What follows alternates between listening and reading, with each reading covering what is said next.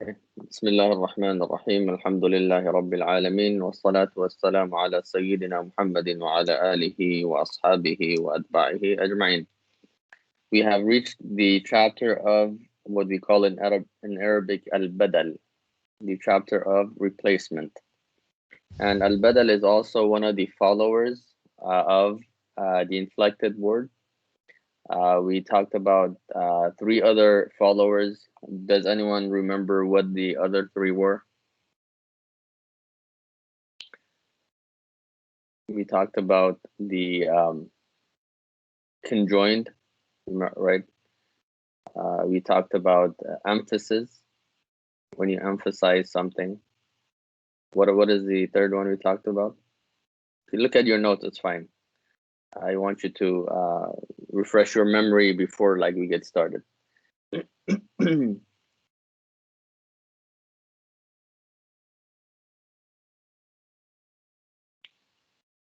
can also look at the slides.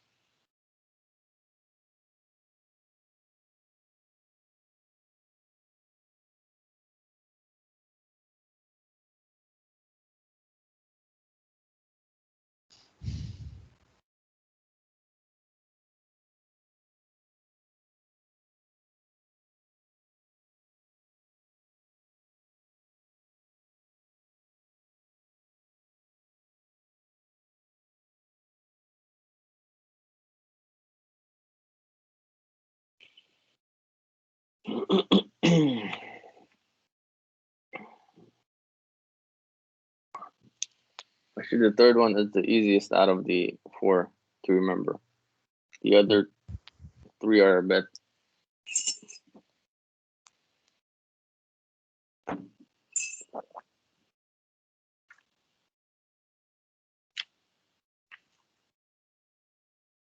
Is everyone looking at their notes or at the slides? Yeah. Okay. It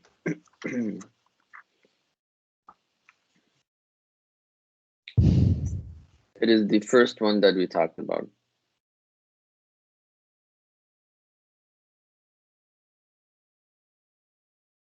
And we talked about all of them in sequence. So you don't have to go all the way back to the beginning of the book.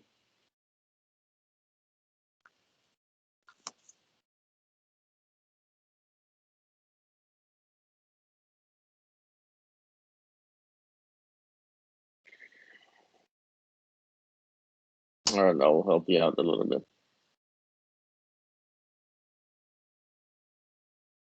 All right. If you go to slide 104 or sorry, 103.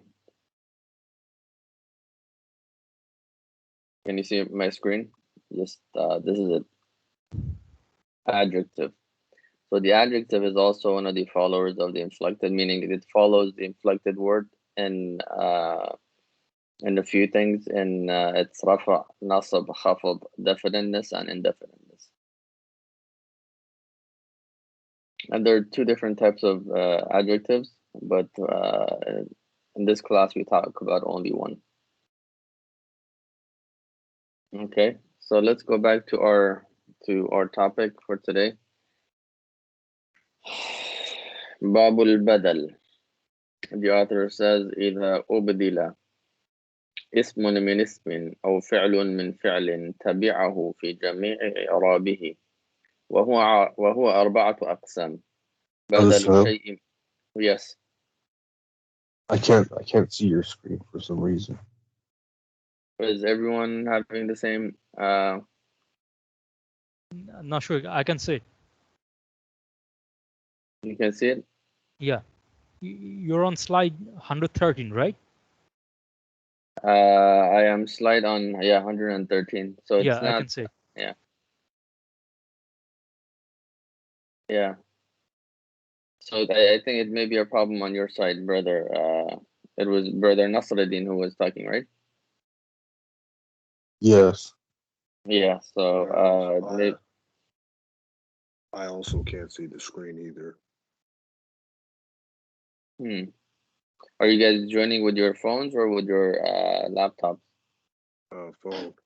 Well, I'm on my phone right now, but I can go to my laptop. Yeah, let's join with your lap. Maybe it's because of the phone. Yeah. I mean, This like, is the reason, because back in India, when I used to join the class using my cell phone, I couldn't see the screen. Mhm. well, here's the thing. Like, this is literally the first time I can't see the screen on my phone. Like, I've been using my phone throughout the whole class, and I was able to see Oh, the screen. okay. Interesting. It's just this So time I can't see it. maybe there's a setting on your phone that got switched or something, Probably. because I don't think I made any changes. Yeah, I did not, touch anything.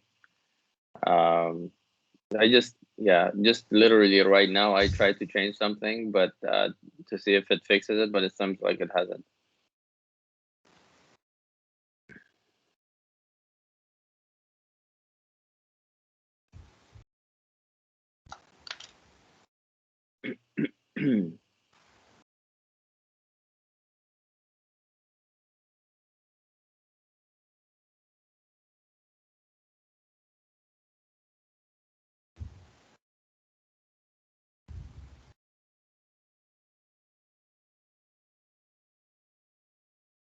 Oh, when I left the call and then joined back in, I could see. So Okay, good. All right, so going back to the author, he says بدل الشيء وهو أربعة أقسام بدل الشيء من الشيء وبدل البعض من الكل وبدل الاشتمال وبدل الغلط نحو قولك جاء زيد أخوك وأكلت الرغيف ثلثه ونفعني زيد علمه ورأيت زيدا الفرس أردت أن تقول الفرس فغلطت فأبدلت زيدا منه. Okay. Okay. What did the author say? He says when a noun is replaced with another noun or a verb with another verb, the replacement will follow the replaced in all inflections. Meaning if the replaced is marfu', the replacement will be marfu'. If the replaced is mansub, the replacement will be mansub. If it's majzoom, it will be majzoom in the case of verbs. If it's makhfud or majroor, it will be majroor in the case of nouns, right? So, yeah, very straightforward. And وهو أربعة أقسام. The author says it is of 4 types. Meaning, and the replacement is of 4 types.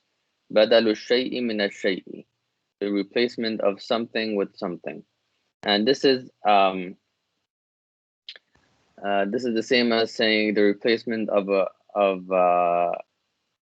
whole thing with another thing, the replacement of one thing with another thing, right?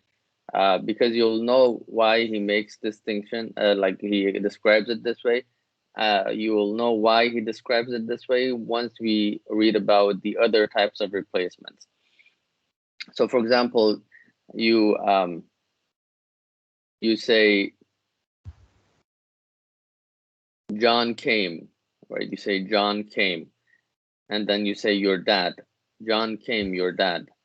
What are you saying? What are you doing? Essentially, you are replacing John with your dad, right? And you replaced John, which is one thing, with another thing, which is your dad, right? There is no parent-child relationship between John and your dad. Like both of them are distinct. Yeah. So that's you're replacing something with something else. Even though, as what we say, you're the ma sadaq, or essentially they both things belong to the same entity. Even if both things that you are being used belong to the same entity, as long as they're different in the pronunciation, or like and the way they're written, they're considered 2 distinct things, right? even if they both belong to the same entity. So because when you say John came, your dad, John and your dad both belong to a person who gave who basically was your father, right? But they are distinct in the sense that they are John as a noun, as a name, and fatherhood is as an attribute. Does that make sense? Yes. Okay. So the second one, the second type of replacement is the replacement of the whole with a part. The replacement of a whole with a part. So for example, I say, oh, I visited Egypt, Cairo. I visited Egypt this summer, Cairo. Right, in this case, what I'm doing is I'm replacing Egypt, which is a whole country, with a part of it, which is Cairo, right? So in English, let me find a smoother example. You would say, the example that the author gives, which we'll read, is I ate the bread, a third of it. So the bread is a whole, like the whole thing, but then you say a third of it to make clear to the person who's listening or reading that you did not eat the whole thing. You ate a part of it, right? So that's the replacement of the whole, which in our case was bread or Egypt, with a part. And in our case, the part was either Cairo or a third of the bread. And the the third one is badalul ishtimal. And this is kind of hard to translate. I've translated as the encompassing replacement. And with the, for example, you want to replace something with something else, that, or you want to replace something with its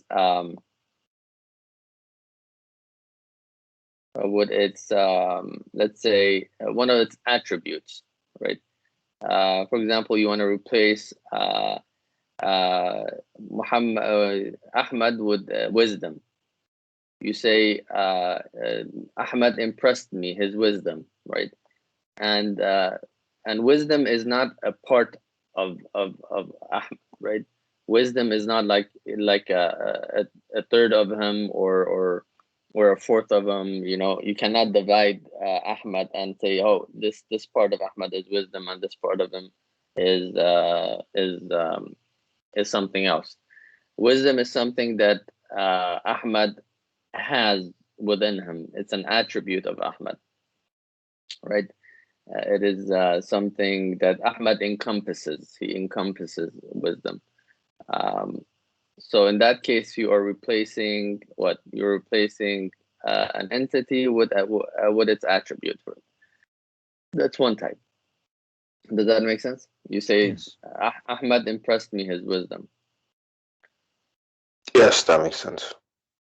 Okay. وَبَدَلُ الْغَلَطِ. And sometimes the replacement is just it's a mistake.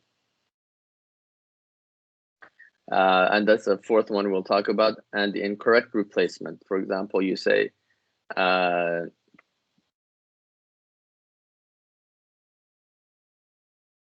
farasun baqarun, right? You see something from far away. You see something from far away, and at first you think it's a horse. You say it's a horse, and then it comes closer. You see it's a cow. Then you say it's a cow. It's a horse. It's a cow. And this is I know in English this may not sound very eloquent to speak this way, but it's okay in Arabic. So this is called the the incorrect replacement, right? Or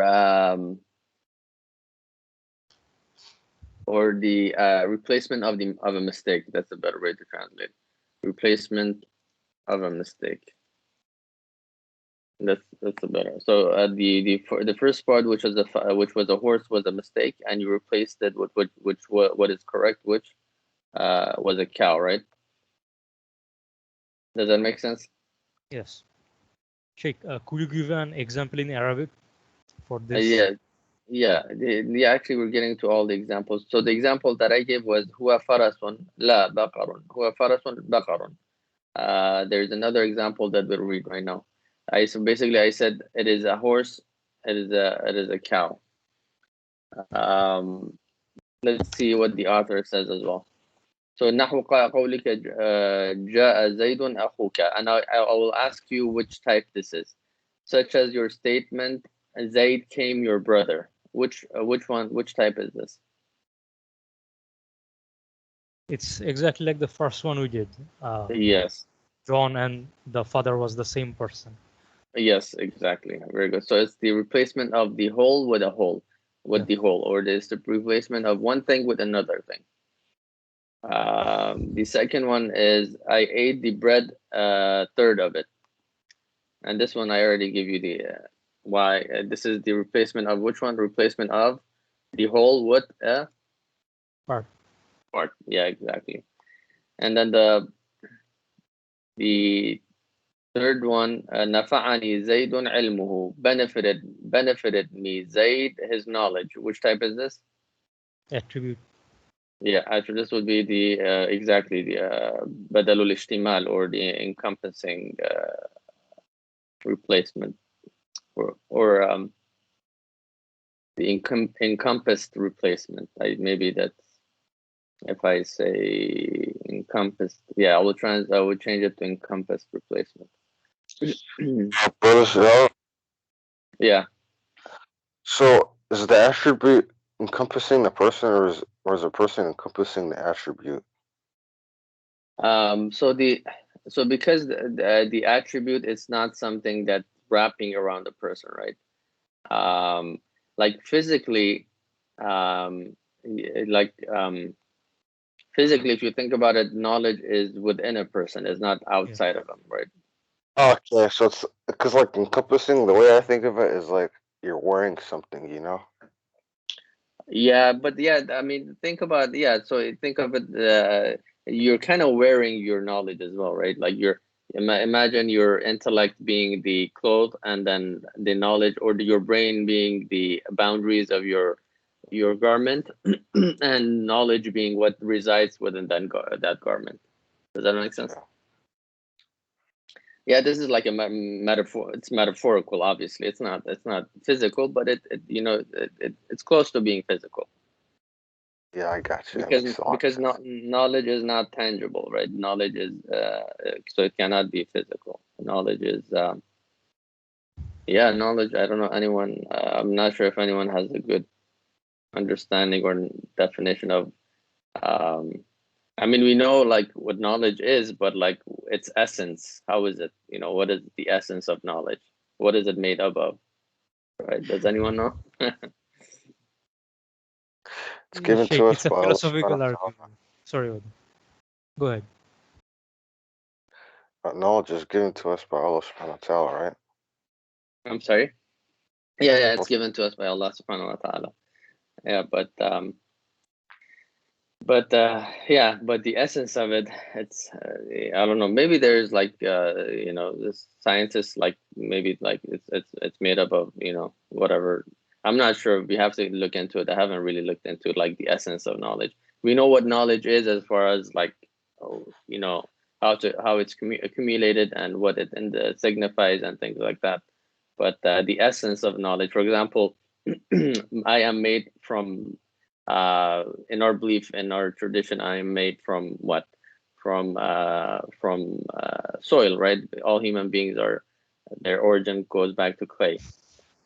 Or like in modern science, I am made of meat, or 75% water, or whatever I am made of, like cells, like atoms. So that's the essence of my body, right? That's what I'm made of. But so what is knowledge? Like can we? Is it something tangible, or it's probably, so it's obviously it's not something not tangible, but what is it exactly?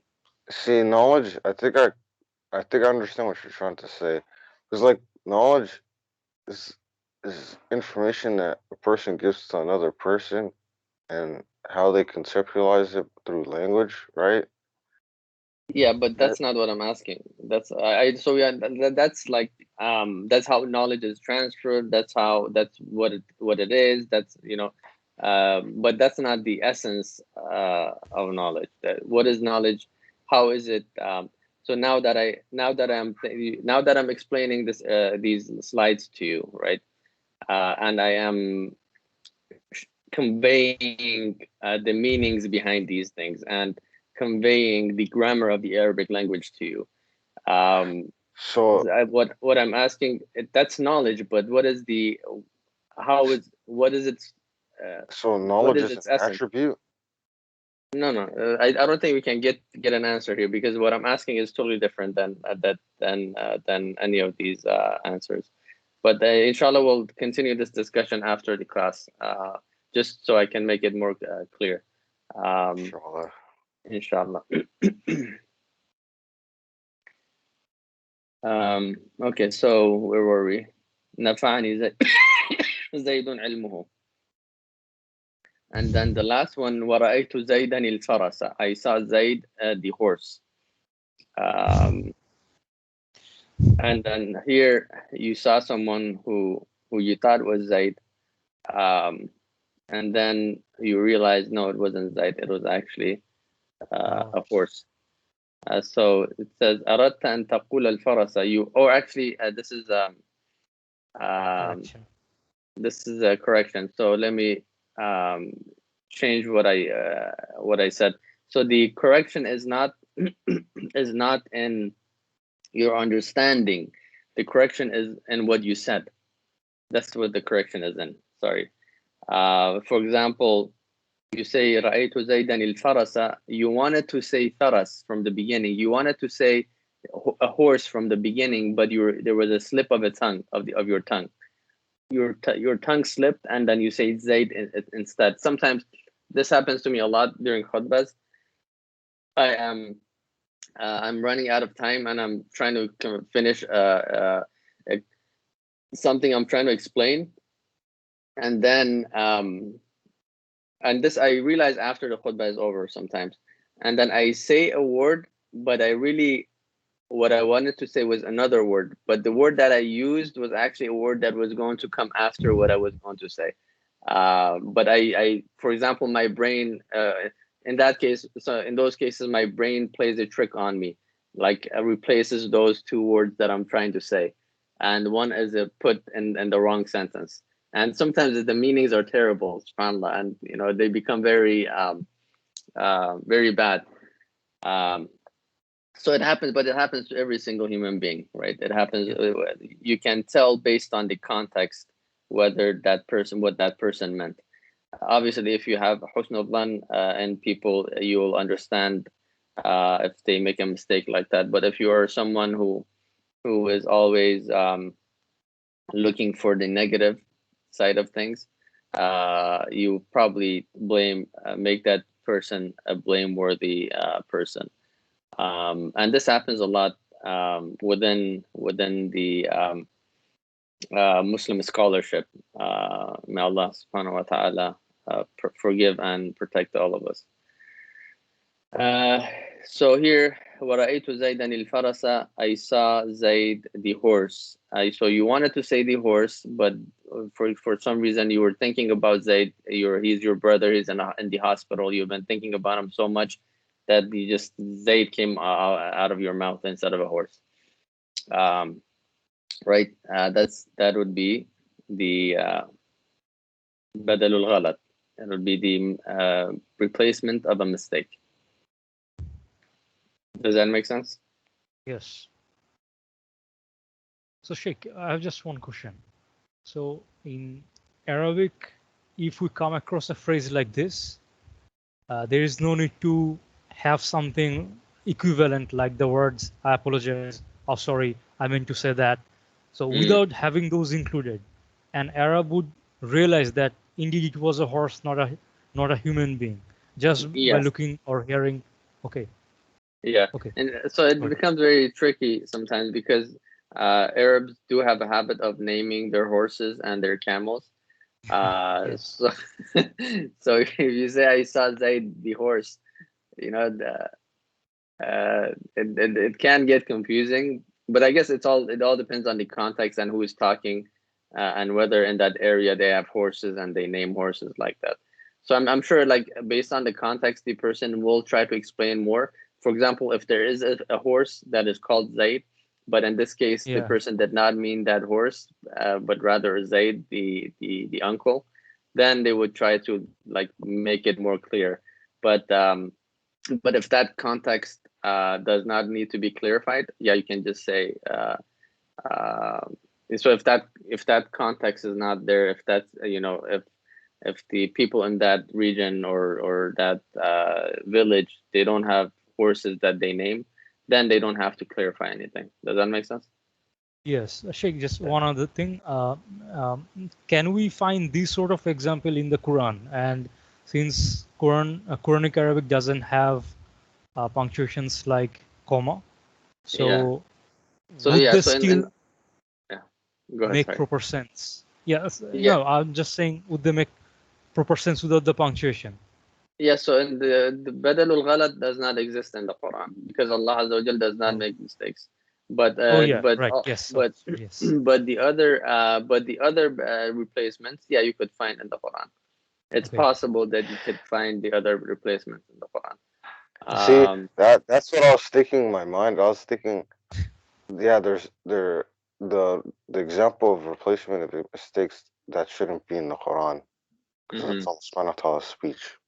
Yeah, that's true. Yeah, exactly. So that you will not find this in the Quran, unless unless if for example in the hadith, um, there is such a thing, but not the statement of a prophet. The Prophet sallallahu alaihi wasallam is telling is narrating a situation, right? A situation about another man, which actually makes a mistake when he speaks. So when we call this hikaya, when Allah subhanahu wa ta'ala or the prophet, they are talking, but they are actually narrating a story about about a person or about a people. Those people or those persons that are speaking, it is possible for them to make mistakes, right?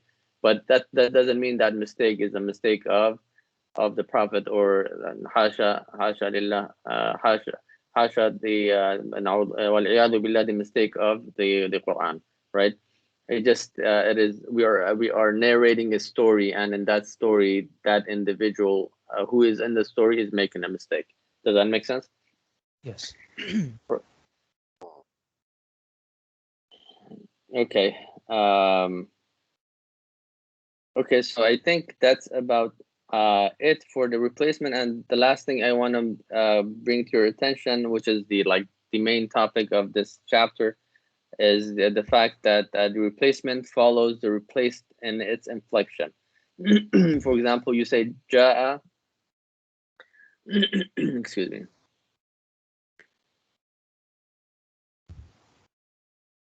You say ja'a zaydun, ja'a zaydun. Zaydun here, what's the inflection of Zayd here?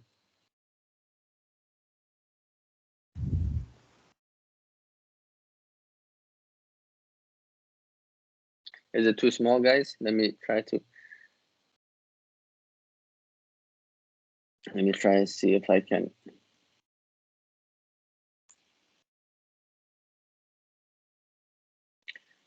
When I try to make it big, it makes it small.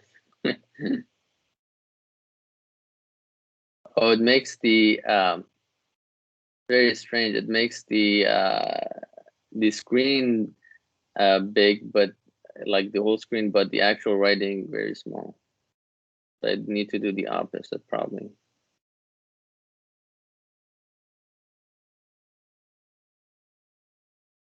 Okay, is it better?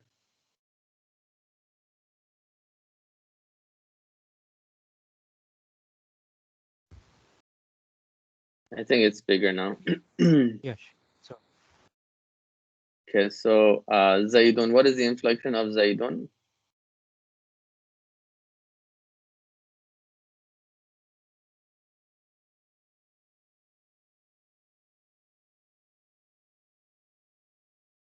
Come on, guys. Talk about Zaydun, Raf. Rafa. Yes, Alhamdulillah. Yes, it is Rafa. Therefore, the inflection of akhuka, which is one of the 5 exceptional nouns, is also what? Rafa. It's also Rafa, because we said the replacement follows the replaced and its Rafa and its inflections. The same thing here. Akaltu raghifa. Akaltu raghifa thuluthahu. أكلت الرغيف ثلثه. I ate the bread, a third of it. What is the inflection of الرغيف? It has a fatha. If you cannot see it, it has a fatha on top of it. What's that inflection?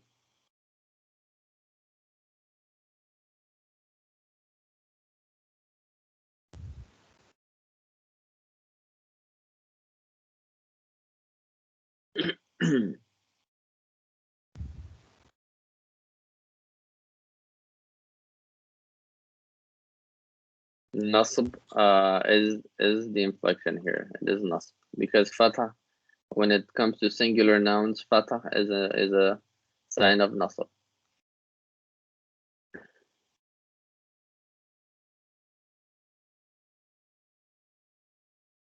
Brother Shari'a Yes. said Nasab, but I don't think you could hear him. I'm sorry. Who said nasb? Nasruddin, but he MashaAllah. He was muted. Okay, MashaAllah. Jazakumullah khairan. Yes, we'll give him credit for it. No worries. Yeah. Jazakumullah khairan, brother Nasruddin. Yes, that is nasab. That is nasab. Therefore, thuluthahu also becomes mansub because thuluthahu is the replacement. Nafa'ani zaydun ilmuhu. Zaydun ilmuhu.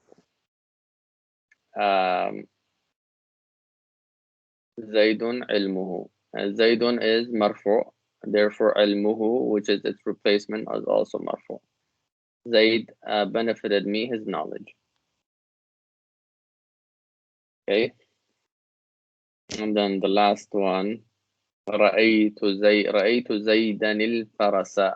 Zaydan is what inflection is Zaydan? Does Zayd have?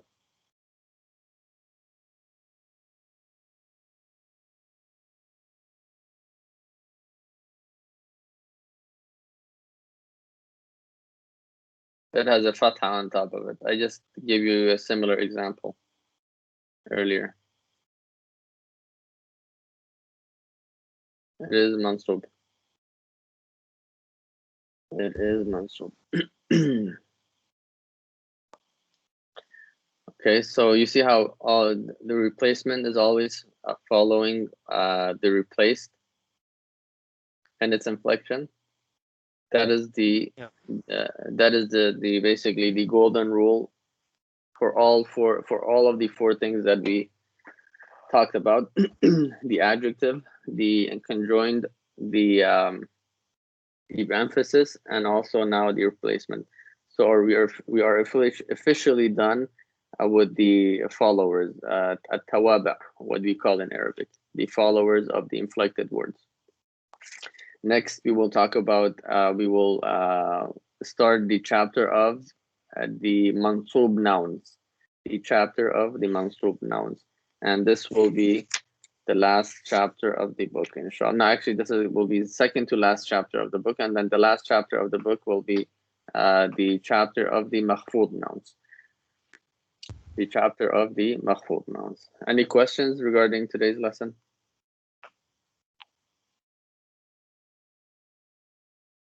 No, sure. Okay. So if no questions, I will go ahead and stop the recording. سبحان ربك رب العزة عما يصفون وسلام على المرسلين والحمد لله رب العالمين.